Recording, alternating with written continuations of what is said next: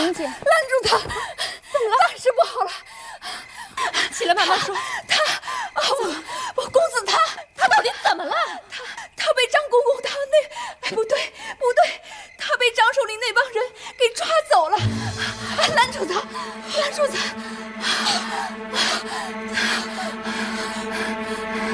什么时候的事儿？刚才在湖边，我们一上海就跟他撞上了。一时惊吓，我跟他们跑散了。张公公他们直奔公子而去，我眼看着他们打在一起，公子被几个太监给摁住了。不是让安公公派小窑子到防湖胜境，难道他没跟你说皇上已经上岛了吗？没有啊，我没见到小窑子。小窑子是怎么回事啊？难道说小窑子有什么意外？主子，奴才不好，奴才罪该万死。这件事情到了这个地步，也只能由奴才一个人担当。我干脆就对万岁爷说，是我把他带进园中，与他私通。你是？不行，这说不通啊！你与他私通，不在防湖胜境，跑到这儿来干什么呀？那蓝主子，那咱们得想想办法，要不然公子他……你现在立刻去找安公公，让他面见张延山，就说公子是皇上身边新来的太监，让他立刻放人。公子不能落在他们手里呀！万一公子受不了酷刑，说出真相，那你我还有安德新都死定了。蓝主子，如果没有万岁爷的手谕，张延山他们肯定不会放人。我想他们早有准备。目前公子落在他们手中，他们岂肯将仁政交给安德新？顾不了那么许多了，马上去叫安公公找张延山，无论想什么办法，也要把公子带回来。皇上那边我会想办法的，你听明白了吗？是，蓝主子，赶快去吧。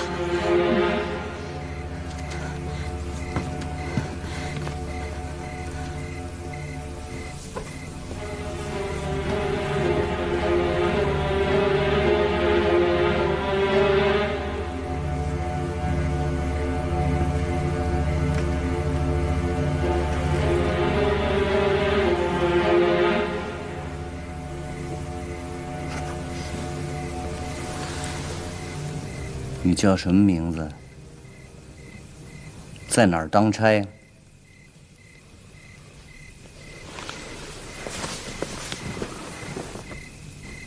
我知道，你不是这儿的人。我是这儿的首领，园子里的太监我都认识。你也不是万岁爷身边的，对吧？说话呀！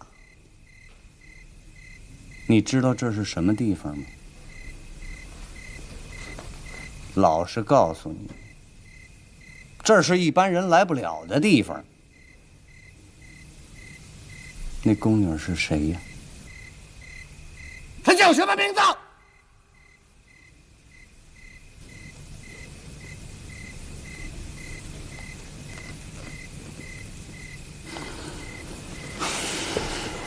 好了好了，你说出来，啊，我放你走，绝对不难为你。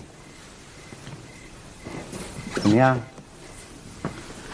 那个宫女是谁？她叫什么名字？你们一起都干什么了？你要再不说话，你可别怪我不客气啊！我问你呢，你说话呀！说话，说话！你说话，说话，说话，说话，说话，说话，说话！你说话呀！你说话！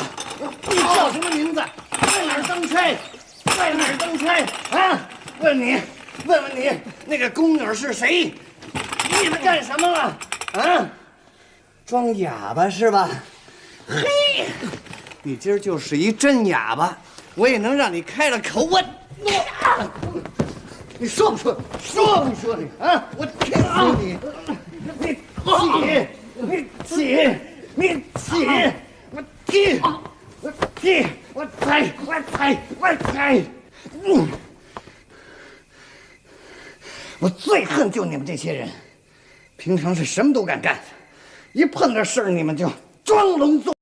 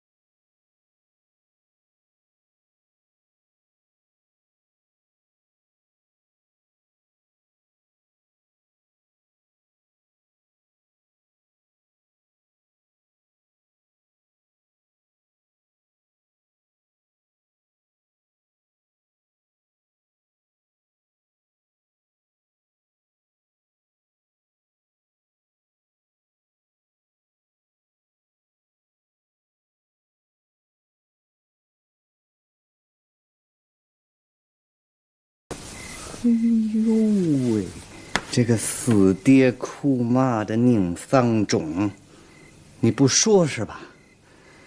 今儿我非把你裤子给扒下来，我倒要看看，你这太监是个真的还是一假货！哎，跑，让你跑！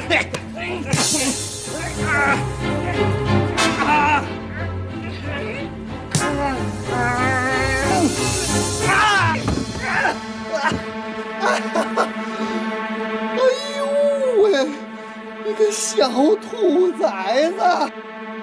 我今儿法打你，我来人了！进来！来得好，帮我按着他腿啊！今儿我非把他裤子扒下来，我倒要看看，他这太监是不是一假太监？只要他是一假太监，兰贵人纵有天大的本事，他都跑不了。一定是他，伙同着安德新把你弄进来干那走影的勾当，对不对？去，摁着他腿啊，摁着他。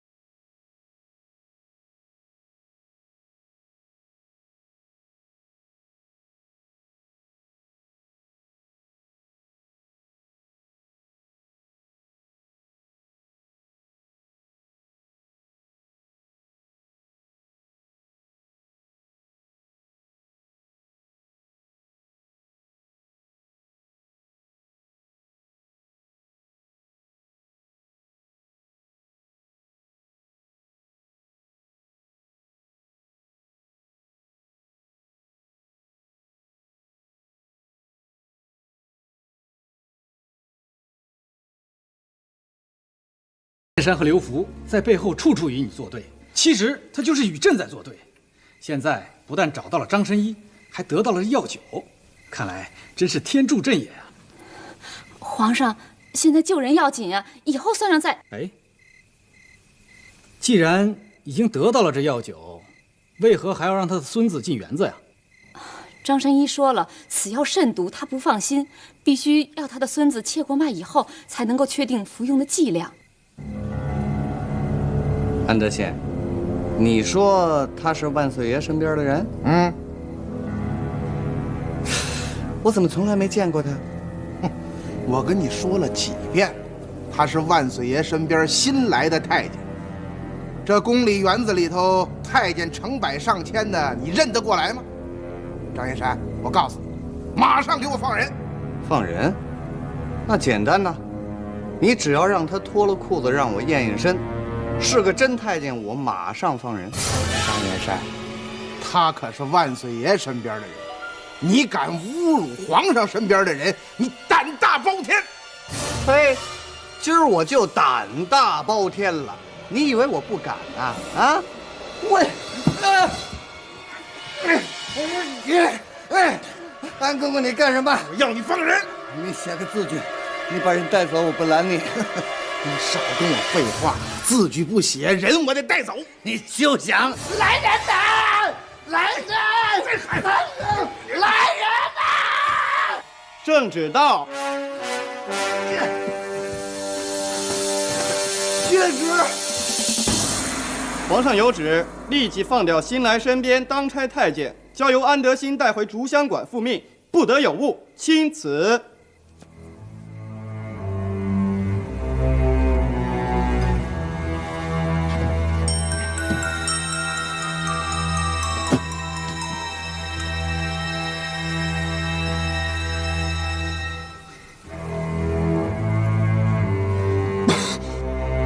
按说啊，万岁爷让您带这位新来的太监去见他。啊，现在就去？正是。哦，你去回禀万岁爷，就说我已经从张延山手里头把这张公公带出来了，马上就去复命。啊，去。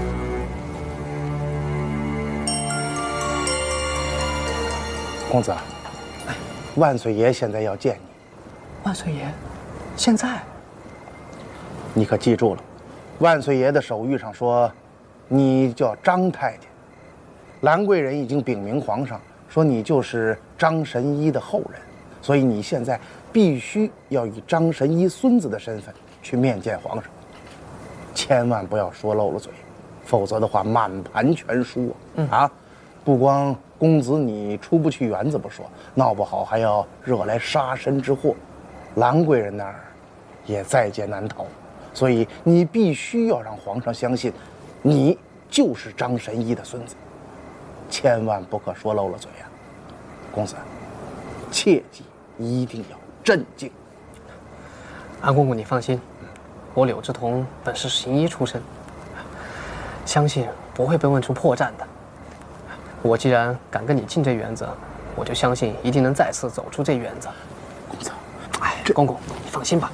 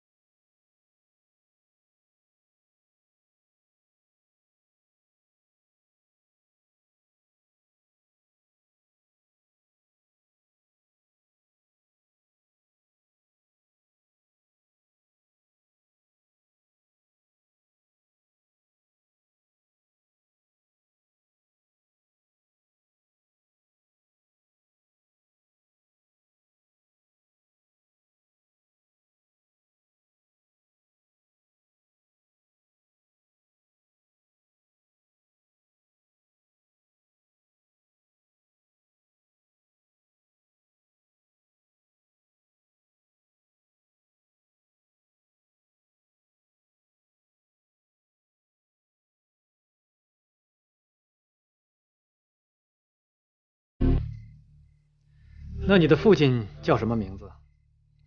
回皇上话，额父张少之。那你的爷爷叫什么？回皇上话，爷爷张玉之曾给乾隆爷诊过病，故而在京城名声大噪，但因为医术较高，在京城被挤压嫉妒，故而远走他乡，改名张先德，在12年前返回京城居住至今。你爷爷今年多大了？回皇上话，86岁。属什么呢？回皇上话，属猴。府上原籍哪里呀？回皇上话，河南南阳县。朕听说张申遗、张玉之有4个入仕的弟子，都是哪些人呢？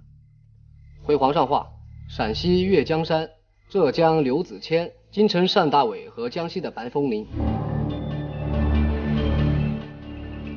这酒你认识吗？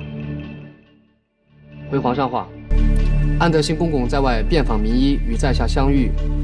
本来爷爷张玉之早已受伤，不再为人诊病，但在安公公的极力劝说下，终于答应替皇上诊病。此酒是爷爷张玉之昨日亲手调备，此酒名曰九阳回春。爷爷特命草民赶紧带进园中，献给皇上。看来你真是张申遗、张玉之的孙子。说得不错，回去替我谢谢你爷爷。如果朕服用这个药酒感觉良好的话，朕一定会重重的赏赐你和你的爷爷。起来吧。草民张小之替张家满门多谢皇上的恩典。我问你，草民在。这个酒如何服用啊？服用剂量有什么禁忌吗？这要等草民替皇上搭了脉才能下量。此酒甚毒，如不搭脉胡乱使用，恐怕会有性命危险。进园子前，爷爷张玉之特意千叮咛万嘱咐，草民能否听皇上切脉？来吧。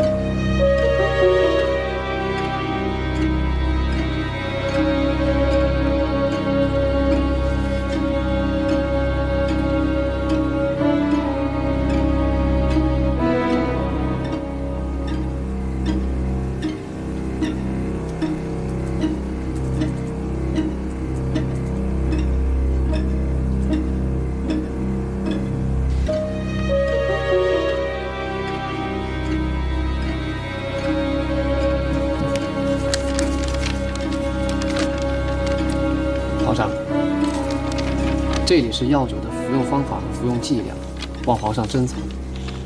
皇上大安，小民就请辞告退了。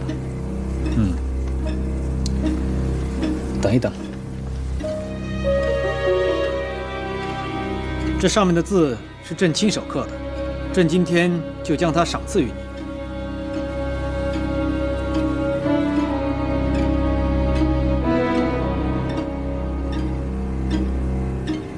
草民多谢皇上圣恩。来人，奴才在。把这位张太监带到北院去休息，明天再送出园子。这。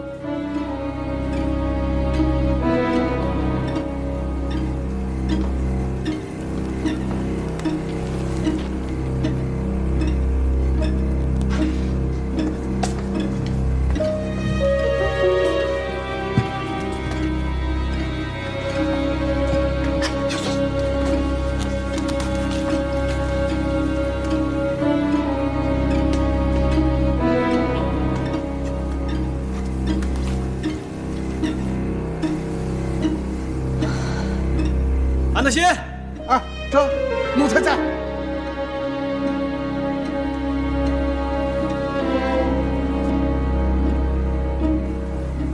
安德兴，奴才在。这次寻找张申遗，你可立下了大功，朕要重重的赏你。奴才多谢万岁爷夸奖，这都是奴才分内之事。只要能治好万岁爷的病，奴才万死不辞。安德兴，奴才在。有件事儿，你倒给朕说说看。这个张公子假冒朕身边的人，由你悄悄地带进了园子，被下面的人发现了。这事儿明摆着的，一旦传出去，你说朕该怎么办？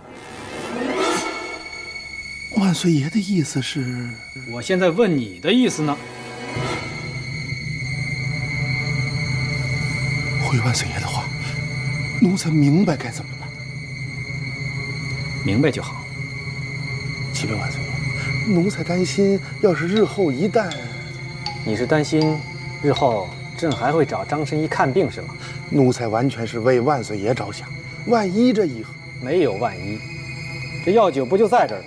治好治不好就这一回了，没有第二次。奴才明白了。切记，不能在园中办此事，要把他带到园子外面，然后再……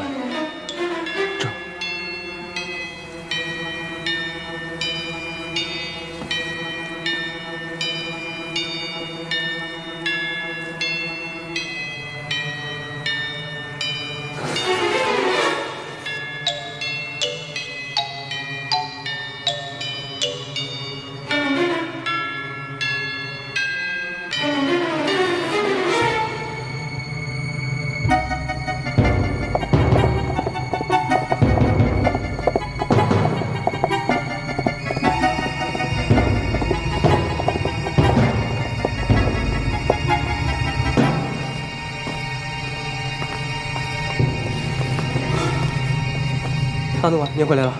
黄武在哪儿？在总管之房值更呢。哦。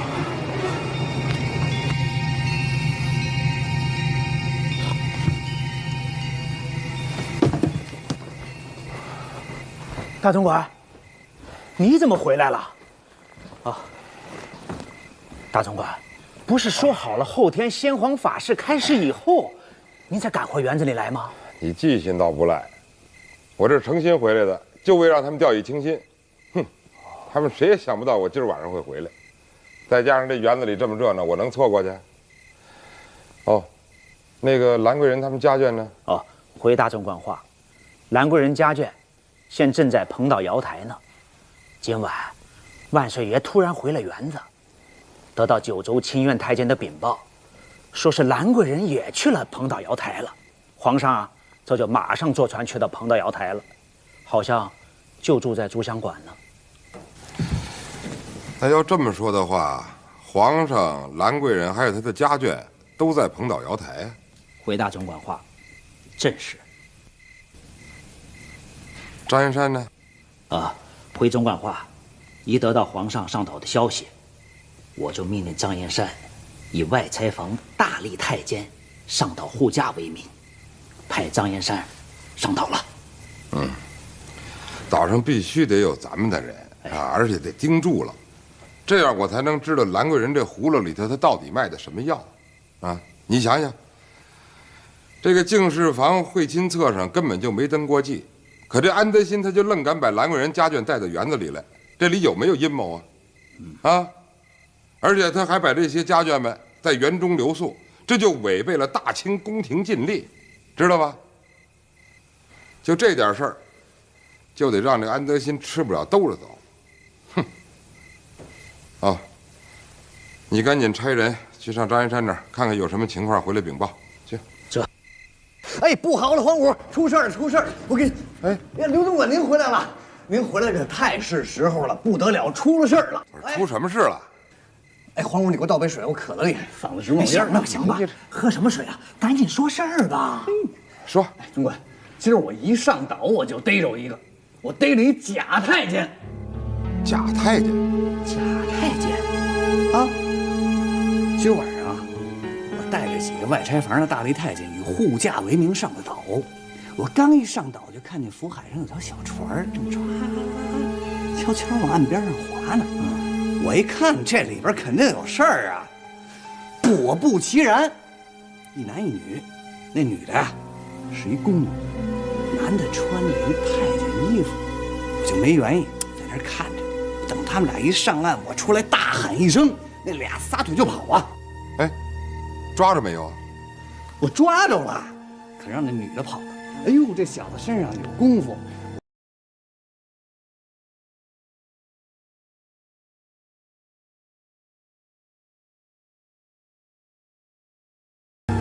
哎，这兰贵人啊，他一定是意识到太佛爷给他的1年怀子大限将至，他想铤而走险，所以说才干出来毁我大清、坏我名誉的走眼勾当。走眼儿？哦，大总管，您是说那男的？不是，这不是明摆着的事吗？你们俩想想啊，这敬事房会亲册上根本就没有记录。嘿，这兰贵人为什么单单选这个日子会亲？那正是因为皇上已经不在园子里了吗？哎，就在这节骨眼上，怎么又蹦出一假太监来？这个假太监，他肯定是来跟这个兰贵人幽会的，是不是？不，他当时啊自报是皇上身边新来的一个什么什么太监，啊，我一看，我哪信他那个？这肯定是假货，干脆我给他验验身不？啊，对呀，验了没有啊？我正要验呢，可这时候安德新进来了，管我要人，那我能给他吗？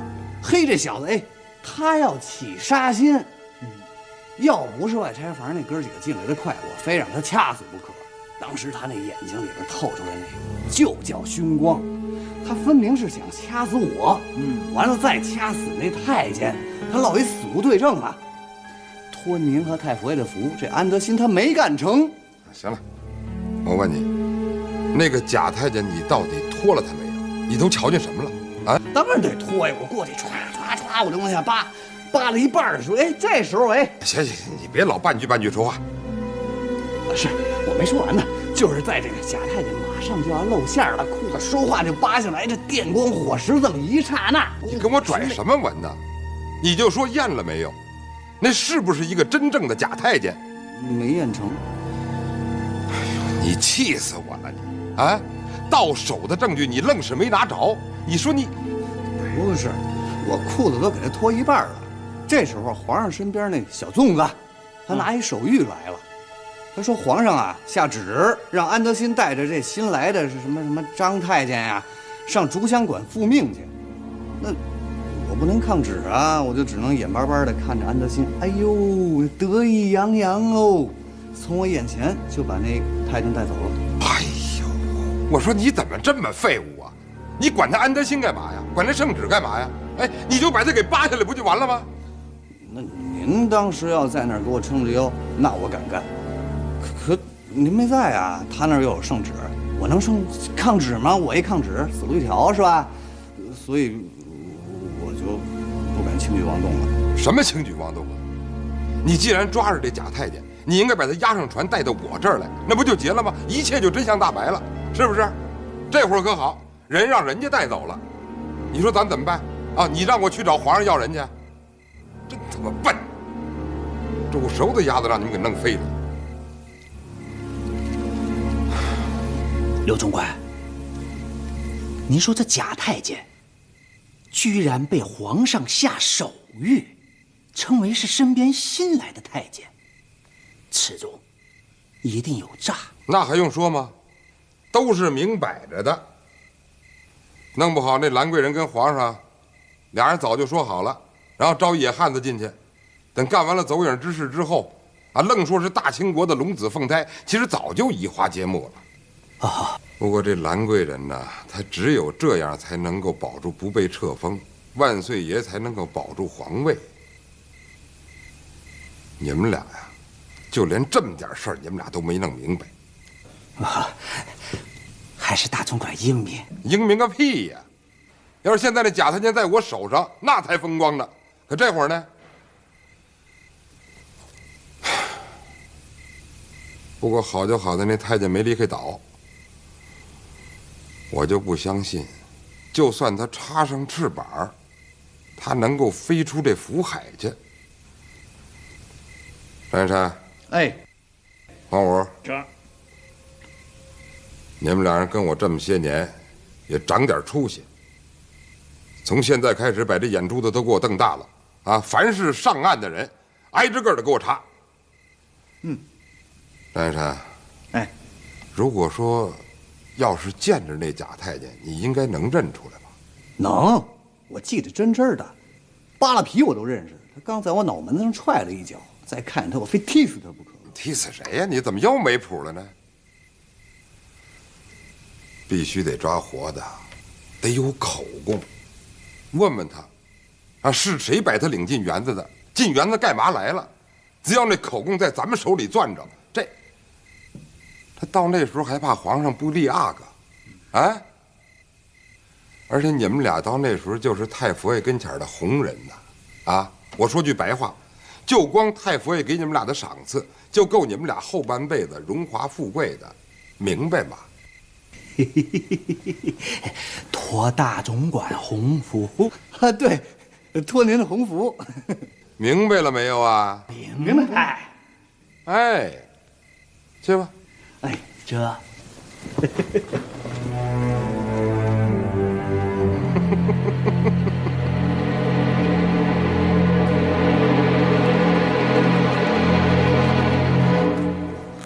小嫂子，哎呦，安叔啊，张公公安排了？回安叔话啊，我已经按万岁爷的意思把张公公安排在北院住下了。哦，住下就好。安叔，那要没什么其他事儿，我先回去给万岁爷复殡去了。哎，你不用去了，万岁爷已经就寝了啊。小宗子，哎，你现在就回到北院下处，跟那个张公公住在一起，记住了，寸步不离他，给我看住了，千万别让他乱跑啊！这件事要是办成了，我禀明万岁爷，给你封功犒赏。谢谢安叔。去吧。哎，回来。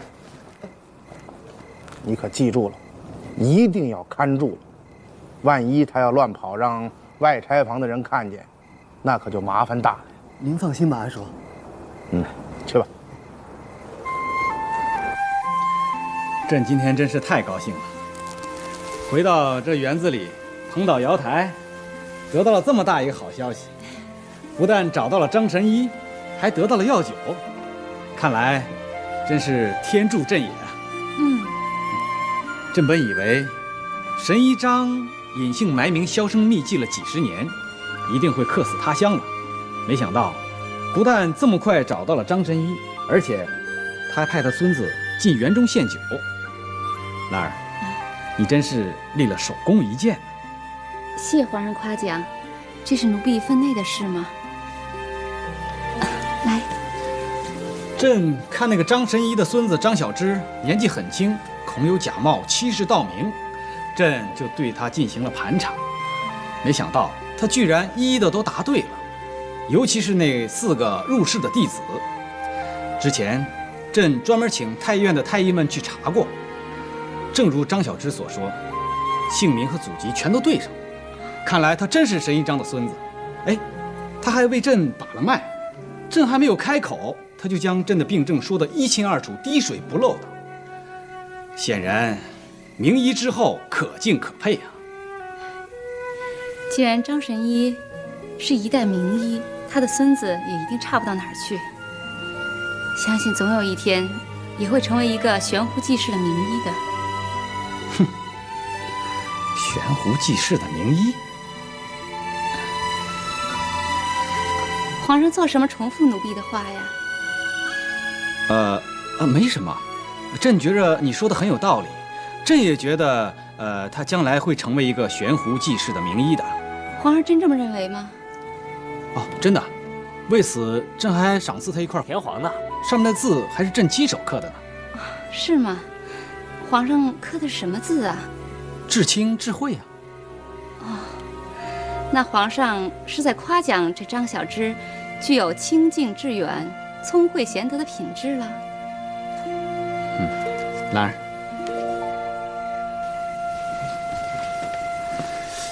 兰儿，你说这药酒真的对朕有效，能够药到病除吗？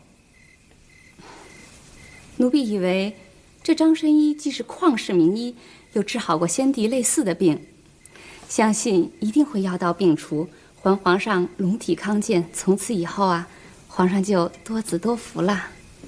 好，朕现在就喝。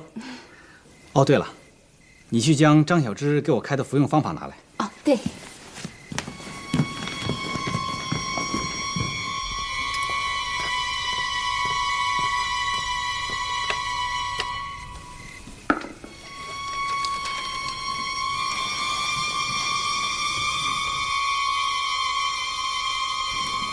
药酒甚毒，多饮毙命。服法：晚间服用1勺，隔3日再服1勺。连服用会损伤精神，使人惊顿，虽得一时欢愉，日后恐有性命之忧，且一旦复发。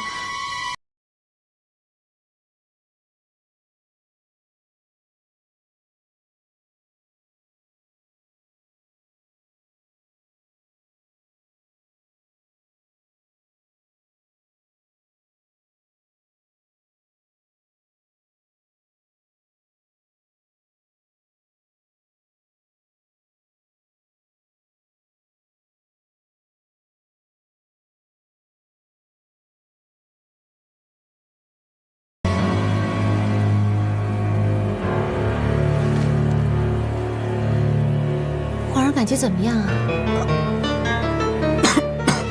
皇上，怎么了？天哪！我去叫太医啊！兰儿，回来吧。哎，朕好像突然觉着精神大振，遍体通泰，这药酒好像行到了朕的浑身血液当中了。真的？真的。看来这药酒真的是灵丹妙药啊！这个太好了，皇上真是洪福齐天，奴婢与皇上道喜了。兰儿，天不灭朕。有了兰儿，朕何惧？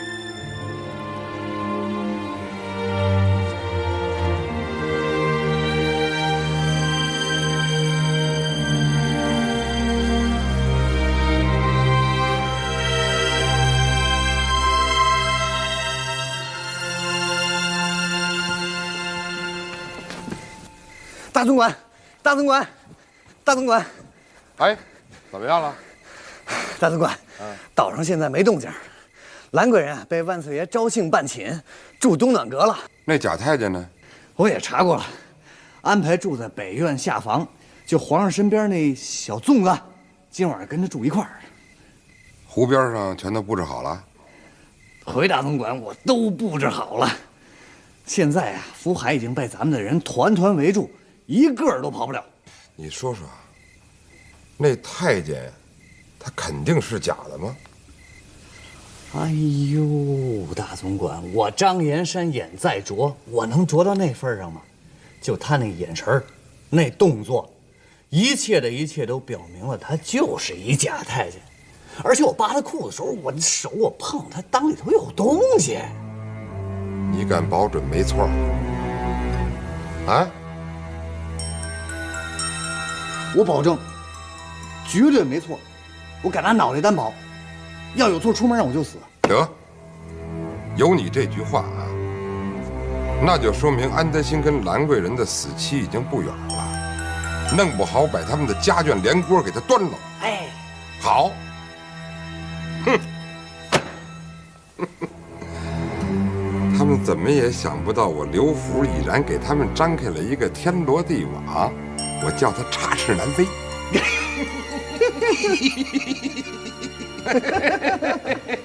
报，大总管，说，军机处10万火急堂报，宫里来人要连夜禀报万岁爷，现在众大臣正在正大光明殿候旨，已上军机。堂报10万火急？正是，大总管。照规矩，派船把他们送到岛上禀报皇上。这，珊珊，奴才在。堂报一到，皇上肯定得马上奔正大光明殿。凡是跟着皇上的人，挨着个的给我查清楚了。哎，一旦发现那假太监，先不忙逮他，等正大光明殿议事开始再下手也不迟。记住了，一定得把他给我盯死了。啊，这。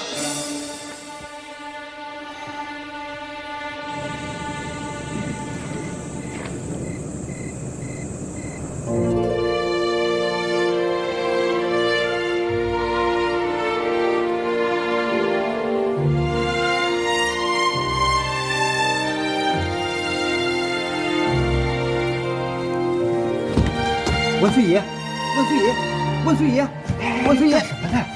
宫中军机处送来唐报，10万火急。不行啊，万岁爷正在睡觉，明天再来吧。走吧，走吧。必须报，10万火急，必须报。不行啊，万岁爷正在看起来你是初来乍到，不懂规矩。10万火急必须立即禀报皇上，如有延误，定斩不误。万岁爷，万岁爷，万岁爷，万岁爷！给蓝主子请安。吵什么吵啊？什么时辰了？想惊驾呀？启禀蓝主子，这是军机处的唐报，按宫中规矩，凡是接到10万火急的军机唐报，必须连夜交给皇上，误了点是要砍脑袋的。唐报是不是出什么大事了？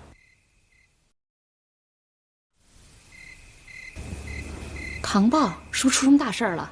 奴才不知，但此唐报必须马上呈给皇上，还请蓝主子。行了行了，别吵了，我去叫醒皇上。这现在。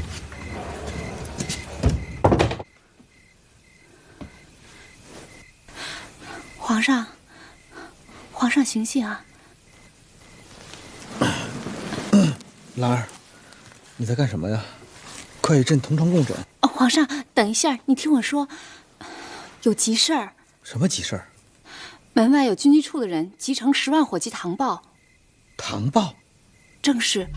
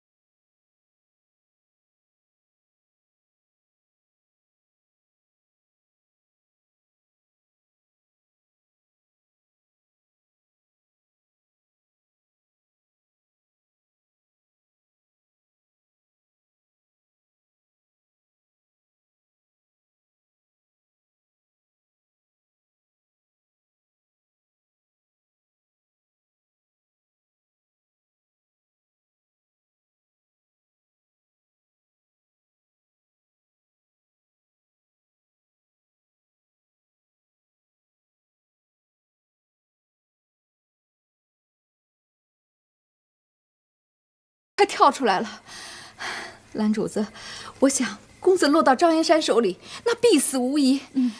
我就在这儿求菩萨保佑，没想到还真灵验了，公子安然无恙，我也就放心了。蓝主子，您看这样好不好？我马上想办法送公子出园。今天已难成好事，万岁爷又在岛上。万岁爷已经回到正大光明殿了。刚才宫里来了10万火急的军机唐报，所以他现在已经去议事了。议事？那您的意思是？我的意思，既然公子已经在岛上，如果能够见上一面，对兰儿来说，今生也就死心了。所以想请瑞英姐姐，能不能把公子带到东暖阁，我会在那儿等他。蓝主子，你要跟公子见面，太危险了。如果皇上在正大光明殿议事完毕，重新又回到岛上，那我们就……如此军情紧急之际，皇上是不会再回来了。瑞英姐，对我来说，这可能是最后的机会了。我意已决，就这么办。其他的事情我会办妥。蓝主子，岛上已布满外拆房大力太监，张延山他们肯定会死死地盯在这里。外拆房的大力太监都已经随皇上上岸了。要知道，他们就是以护驾为名才留在岛上的。现在皇上都走了，他们就没有理由再留在岛上了。现在岛上除了值更的太监和宫女以外，再也没有留伏的人了。你就放心吧。蓝主子，你真的想好了吗？我一定要再跟公子见上一面。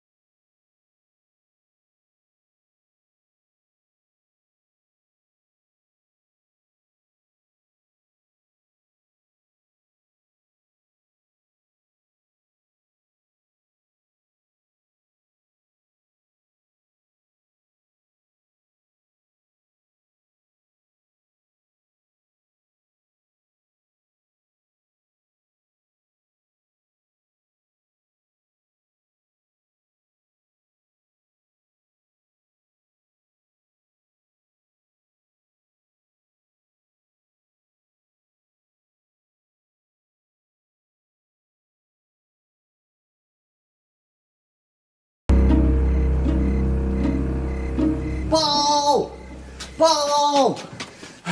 大总管，说，万岁爷已经回正大光明殿了，可随行人员没有我晚上逮那假太监。查清楚了吗？按照您的命令，我们哥几个是逐个检查的，可是没有啊。要这么说，那假太监还在岛上啊？现在皇上已经去了正大光明殿，这岛上就剩兰贵人跟那假太监了。那也就证明今儿晚上他们就想成就好事。岛上谁守着呢？总管，当时万岁爷上岛的时候，咱们外拆房的太监是以护驾的名义上的岛，可是现在万岁爷都离开了，那咱们也只能把太监都撤出来了。什么？外拆房人全撤出来了？你说说你呀！你们气死我了！你们！总管您别着急，他又跑不了。只要他一离开岛，咱们马上能逮住他。废话，人都走了，你逮谁去？你怎么知道兰贵人今天晚上不干苟且之事啊？去差人上岛。可我上岛用什么理由啊？什么理由？就说兰贵人一个人在岛上，咱们加强戒备，这结了。哎，我马上去。废物！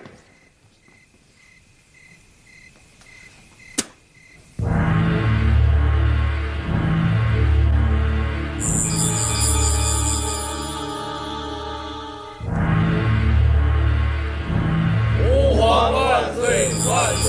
万岁！平身。谢皇上。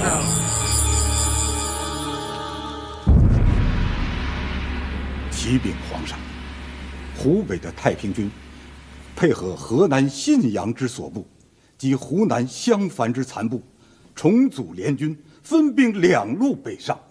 东路前锋已于昨日抵达沧州一带，正急速挺进，欲与把保定府重重包围之西路军会合，企图一举拿下保定府，形势危急呀！一旦保定失守，京城的南大门从此大开。目前宫中兵力空虚，一旦太平军得手，乘势北上，京城恐有失守之危呀！微臣恳请皇上立即定夺，速派大军前往，一解保定之围，以保京城平安。南面的情况怎么样了？听说曾国藩的团练也打了几个胜仗，虽然没有把太平军尽数歼灭，但是也把他们打了个落花流水。回禀皇上，曾国藩所办的团练，以微城之见，实属是乌合之众。他为的是皇上下拨的军饷粮草，其实作战能力很差。如今长沙县报，县团与太平军作战几次以后，目前以粮草军饷空虚为名，无心恋战。长沙已于昨日失守，太平军所到之处，烧杀抢掠，无恶不作，我大清国民惨遭涂炭，哀魂遍野。如今的长沙城，已经是一个死城。皇上，微臣不才，以前一直反对曾国藩办团练。微臣以为他名义上是打太平军，其实骨子里就是扩充他自己的势力，与朝廷根本不是一条心。另外，的确如顺王爷所说，其另外一个不可告人之目的，便是取得军饷粮草，另立山头，企图形成藩镇割据之势，称帝为王。只是托皇上洪福，曾国藩根本就是不学无术之徒，与太平军对阵，屡战屡败。但因皇上出面支持，不但出钱，而且还下诏书大家表彰。如今长沙失守，已经证明曾国藩的团练实属乌合之众。如此一来，皇上的脸面往哪搁不说，大清的江山社稷难保，灭国之灾将至啊！臣以为，皇上应该立即撤销团练，将曾国藩押至京城，送军机处，以贻误战机、城池失守为名，将其斩首示众，以谢天下，挽回皇上所下诏书表彰、国库拨款所丢的面子。端王刚才所言，显然知其一不知其二。讲，日前长沙城的确失守，可是很快又被湘军收复。如若不是曾国藩的团练舍命苦战，牵制住太平军大部人马，恐怕他们现在已然杀入京城了。曾国藩的团练之所以坚守不出，固守城池，是为了以防长沙城再次失守，此乃用兵之道。说他们无心恋战，不足为信。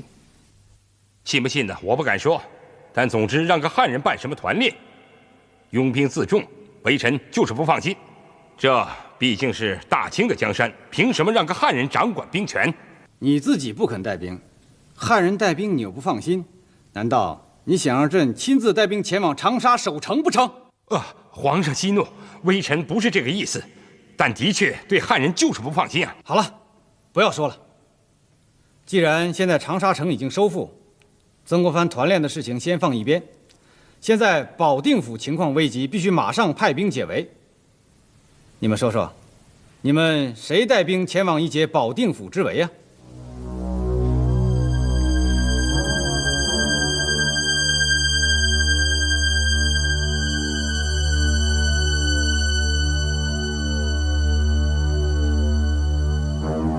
养兵千日，用兵一时，在这危机时刻，你们怎么都不说话了？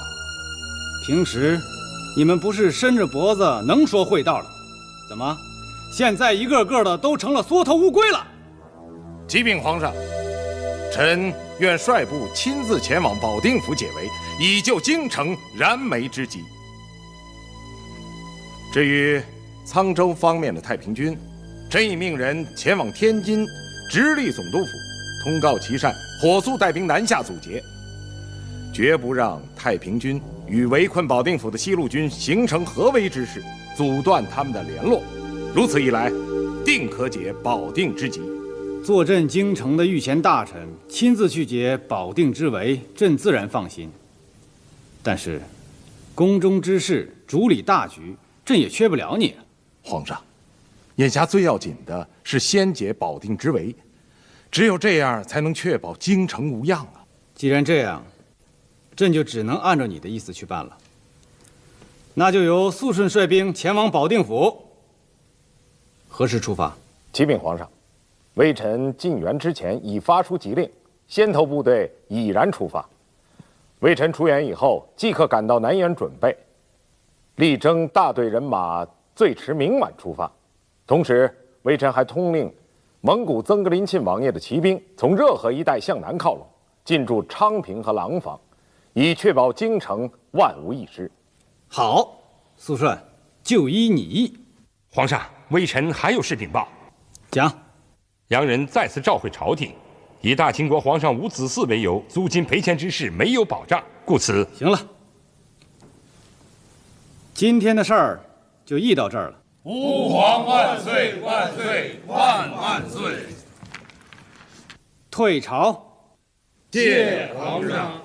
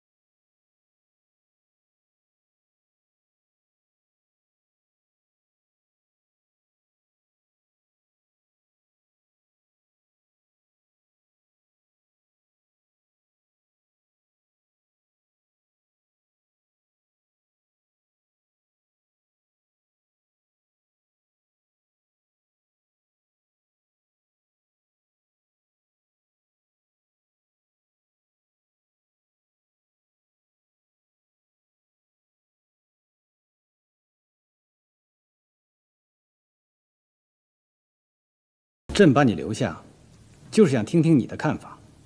有关立阿哥一事，朕如此处理，你认为是否妥当？朕以为，如此多事之秋，内忧外患不断。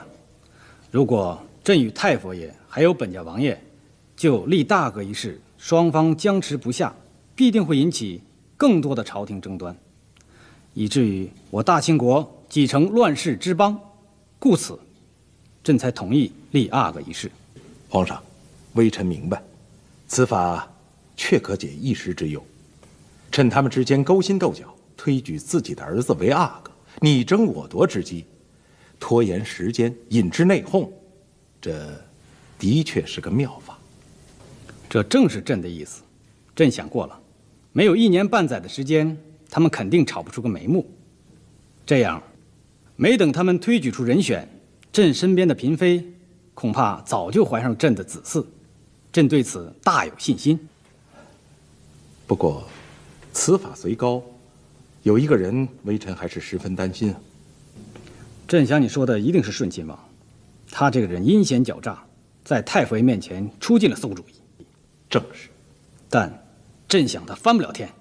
以微臣之见，顺亲王虽然碍于皇上的威严不敢翻天，但他作为太佛爷的心腹本家王爷，一定会在立大阿哥这件事上像以前一样，利用各种手段，让众家王爷都放弃立自己儿子为阿哥的念头，在最短的时间内达成共识，推举出人选。那样一来，岂不是反倒成全了他们吗？皇上，臣有个想法，不知是否可行？讲。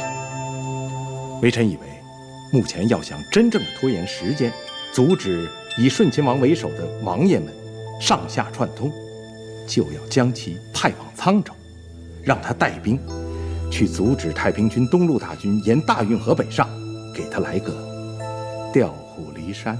他怎么行？他从来没有带过兵打过仗，只会动嘴啊！皇上说的对，他干什么都不行。不过，他耍阴谋倒是把好手，所以此事一定要派他去。说也去。皇上既然下旨推选皇太子立大阿哥，太佛爷主要靠顺亲王四处联络。如若把他派往沧州，这边没有牵头的了，他们的计划势必被打乱。皇上的缓兵之计，也只有这样才能起到最好的效果。此方法好是好，就怕他误了兵家大势，一旦阻止不了太平军北上，北京告急，到了那个时候，恐有大碍啊！皇上，自古为君者，兵不厌诈。皇上可下道密旨，令曾格林沁再派一支骑兵，悄悄地跟在顺亲王的后面。如若顺亲王能打赢，当然更好；如若打不赢，曾格林沁可突发骑兵，打对方一个措手不及。这样可一举歼灭东路太平军，又可同时打掉顺亲王的气焰。不过就怕皇额娘执意阻挠，不让他离开京城，怎么办呢？王爵带兵，乃是皇上对他的器重，也是祖宗留下的规矩。皇上如果不放心，您可连夜离开这里，回到宫中。明天一大早，在顺亲王和太佛爷见面之前，在养心殿召见他，直接派往沧州。到那时，太佛爷想出面阻挠也没有机会了。好，就这么办。朕等着你的好消息。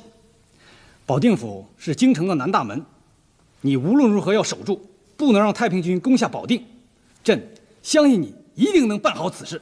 皇上放心，此次微臣保定府解围，不仅要打退太平军，还要不失时机的将他们一举歼灭。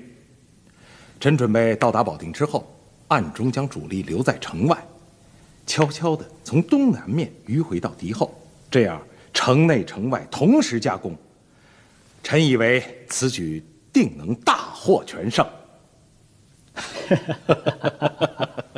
好，国家有你这样的栋梁之才，朕方可高枕无忧。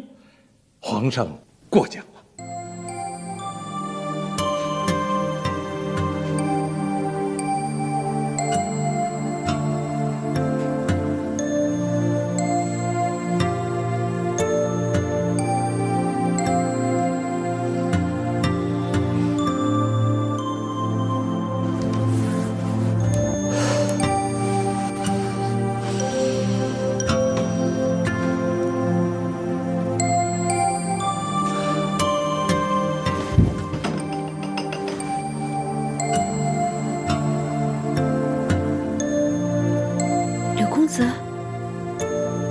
柳公子，我是瑞英，兰贵人让我来找你。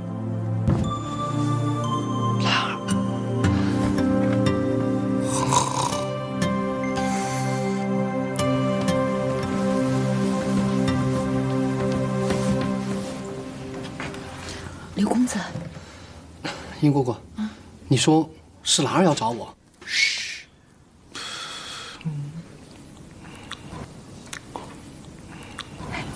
不用多说，跟我走。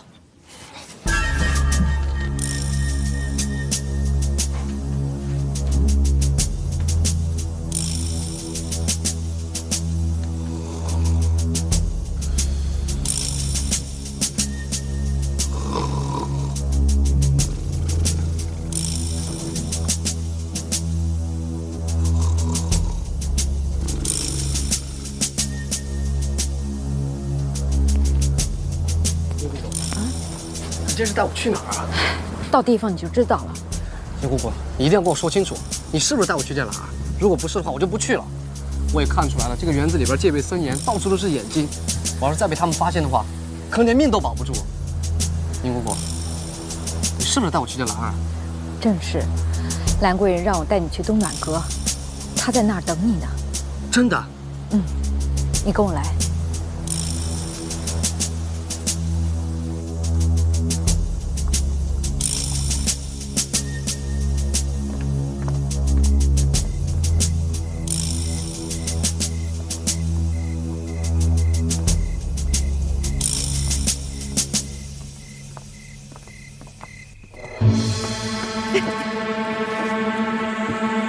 都上来，把船弄好。走走，上去。起。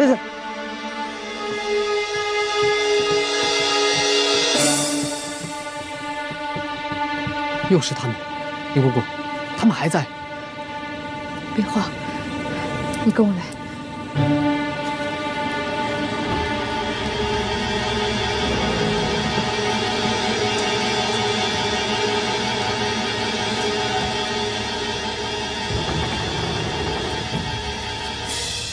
公子，您就在这儿等着，兰贵人啊，一会儿就会来见你的。记住啊，千万别走动，如果有人敲门，也不要开门，千万记住了。那我出去了啊。哎，殷姑姑，多谢殷姑姑。不用谢，这是我分内的事情。兰主子对我好，我们如同姐妹。公子今日能够入得园中，真是苍天有眼。瑞英在这儿给公子道喜了。道喜？我这是喜从何来啊？我到现在我还惊魂未定的。自从进了这园子，我这心一直悬在嗓子眼儿。早知道要见兰儿一面这么的难，我还真不如……公子，此言差矣。兰贵人进了园子以后，她对公子始终是念念不忘。虽然她嘴里不说，但我心里明白，对公子，她是一往情深。是吗？哎，殷姑姑，你怎么知道的呀？我看见一只手镯是戴在兰贵人手上的，上面刻着“柳记”2个字。我想，那一定是公子和兰贵人入园之前的定情之物。正是啊，我真为你们高兴。好了，我不多说了，记住啊，千万别开门啊。好。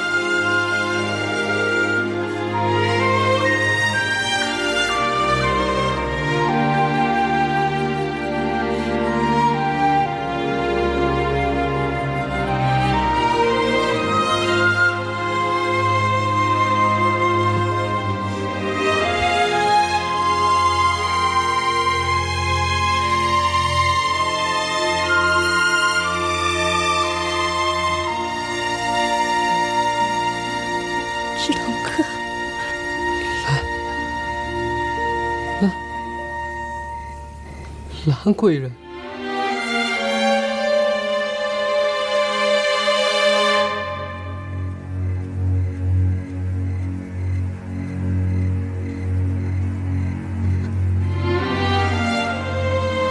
你坐吧。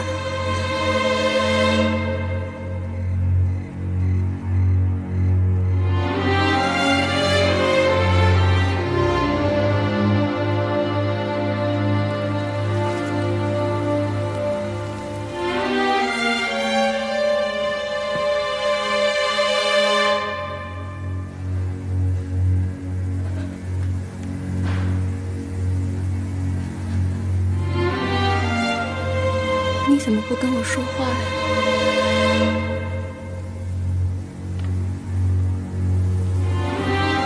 我待不了很长时间。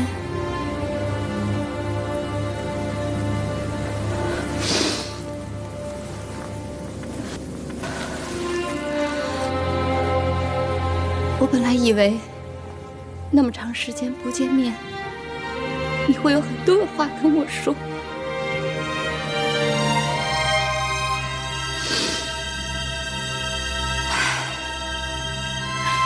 真是天意啊！就是这么阴差阳错。我听额娘说，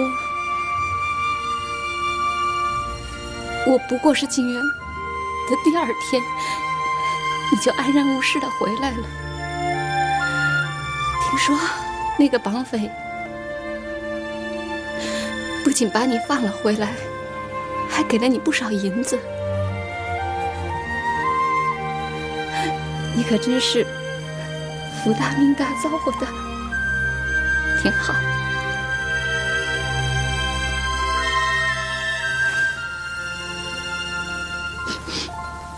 哦，对了，让我看看你的耳朵。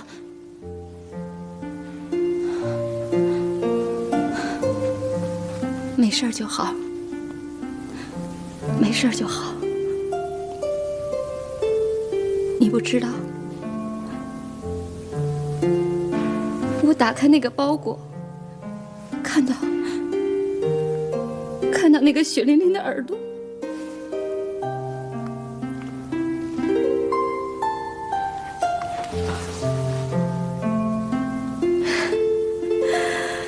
我当时都想好了，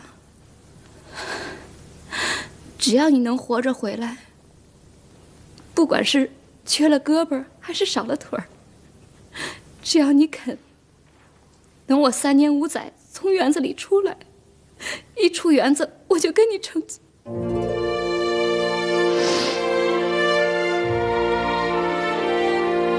可现在我已经是皇上的人了，还封了贵人。我想，额娘都已经告诉你了吧？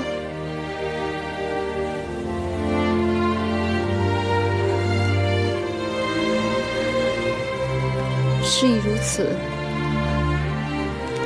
看来也只能这样了。只是一墙之隔呀，却恍如2个世界。本来我以为今生今世都不可能与公子再相见，没想到老天爷可怜我，借着张神医献酒之机，又让我与你有缘再见上一面。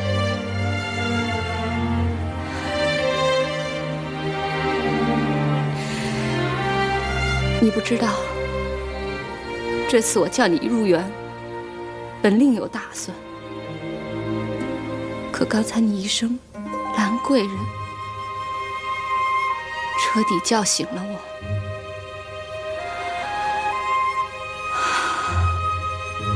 我与你不可能重拾旧情了。对我来讲，只能当作是一场梦，不管是好梦还是坏梦，只能这样做下去。可是你不一样啊，你该有更好的日子的。本来我都想好让梅儿代嫁，额娘跟你提过了吧？你不满意？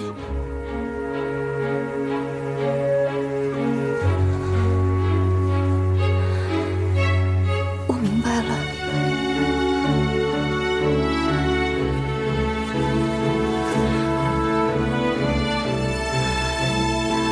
其实这辈子还能与你见上一面，我已经心满意足了。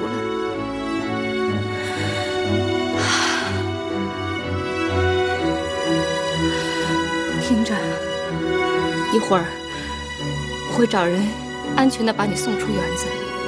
出了园子以后，找个好姑娘，娶妻生子，过安稳的日子。这可能是我们最后一面了。从今以后，你就当做从来不认识兰，把兰儿忘了吧。兰儿，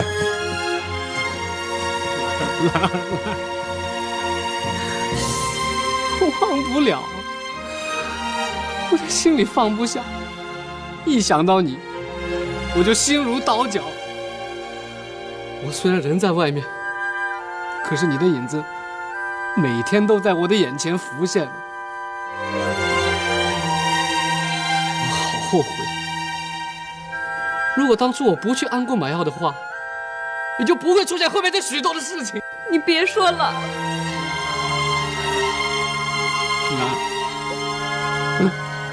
你知道吗？现在我的心里除了你，根本就容不下别人。我一想到你，我的心里就那么的难分难舍。兰儿，你知道吗？我曾经以为我们俩能够百年好合，共结连理，可没想到竟落得如此的决绝。兰儿，我知道，一旦我离开这园子，你我从此也就天各一方，了断情缘。你就当兰儿死了吧。不！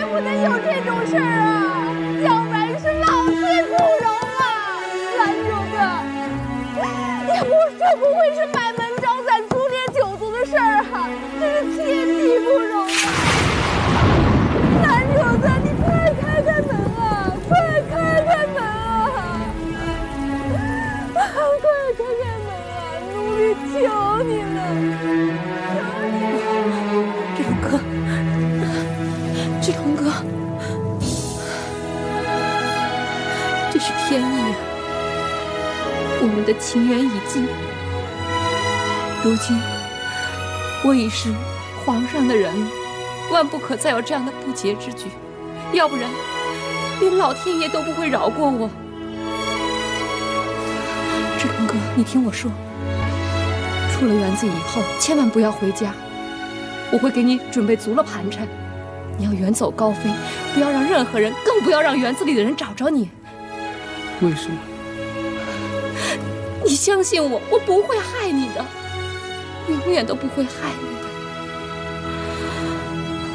的。从此以后，你要忘记曾经进园子这件事情，要不然定会招来杀身之祸。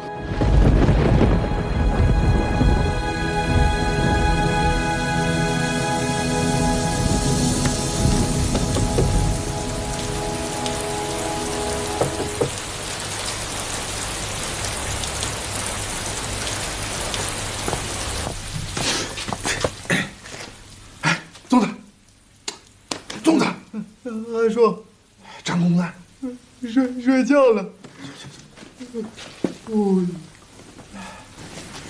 张公子，啊，小宗子，这人呢？啊？哎，是这，刚才还睡这儿呢。你怎么看的人呢？快点，跟我找去。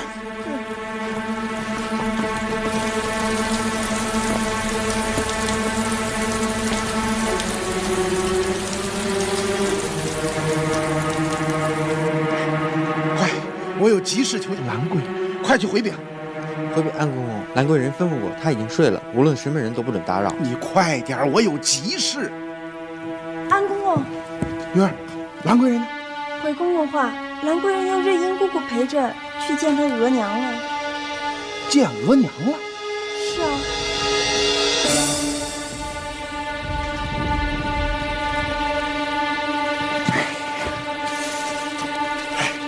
白粽子，找着没有？没了。这岛上面上上下下我都找了，连那下人住的地方和屋檐下边我都找，没有。行了行了，别拧了，穿上，跟我一块找去啊！哎，等等，咱俩还是分着找，你找东边，我找西边，一定得把他找着。快走！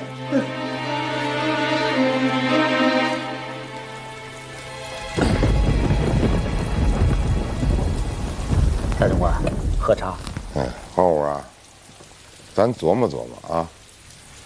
一方面，这兰贵人把家眷招到园子里会亲；二一方面呢，有宫女私带着贾太监上彭岛瑶台。